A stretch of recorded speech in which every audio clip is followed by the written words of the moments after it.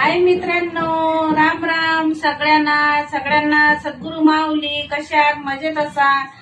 मी आता गावाला गेली होती, गावावरून आली तर तशी घरीच आहे मी, कारण की जरा सुट्ट्या झाल्या होत्या तर मला ब्रेक दिलेला आहे. मी घरीच आहे.